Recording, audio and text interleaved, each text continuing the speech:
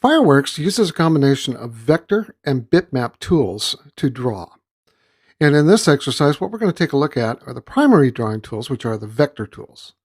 Now, the vector tools are located in the toolbar, right here in the vector area, and you can see there are actually 6 of them here. There's a line tool, there's a pen tool, and anytime you see a little pop-down triangle here, that means there are other tools underneath here.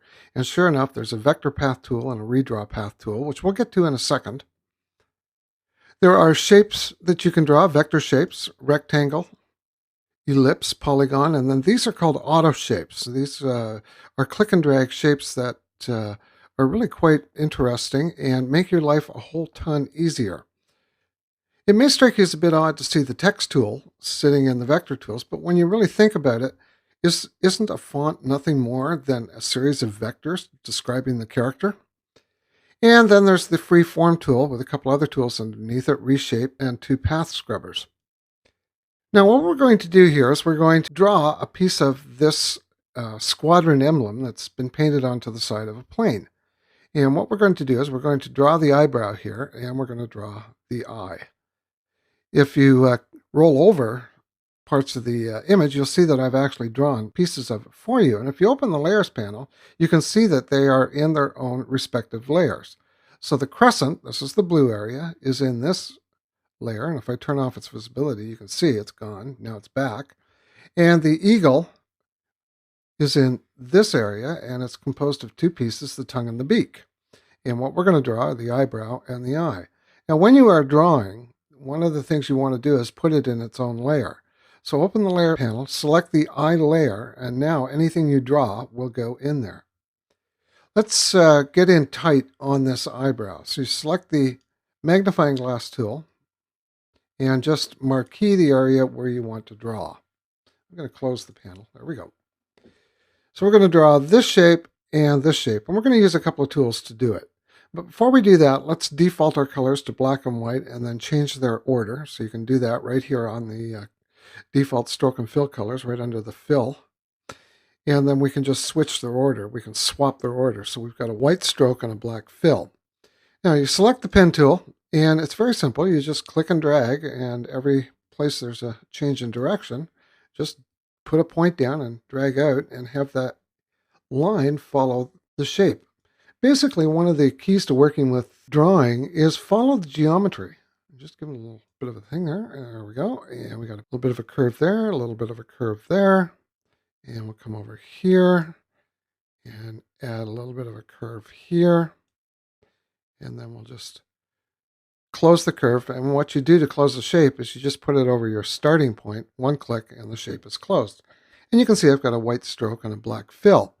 Now, one of my problems is this is curved. It should be straight, so I can just pull this handle in. And now what I want to do is get rid of the stroke. So come over to the Properties panel and select the stroke fill color and just set it to none. Now it's filled with black. And what I can do here was with this shape selected, get the eyedropper tool, and just click on the gold color, and it fills. The other tool that is really kind of fun to use is the vector path tool. Now what this is basically painting with vectors. So you select the vector path tool, and what you do is you just basically draw along the shape. So I'm just drawing this little outside shape here. And you can see it's got a stroke color, which is good, so I can see what I'm doing. And then when you just finish, let go of the mouse, and you're done. And now I can get rid of the stroke and give it a fill. So I'll just select the fill color. There we go. And we'll get rid of the stroke. And you'll notice that we got a bit of a problem here, so I can just take my pen tool and give myself a point here. See the little plus sign under the pen? That tells me there's a point.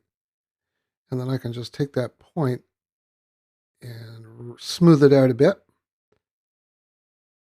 And I can take this point here and open it up. And we've kind of got that shape done. Now, another tool that's a lot of fun to use is this one here. It's called the Freeform Tool.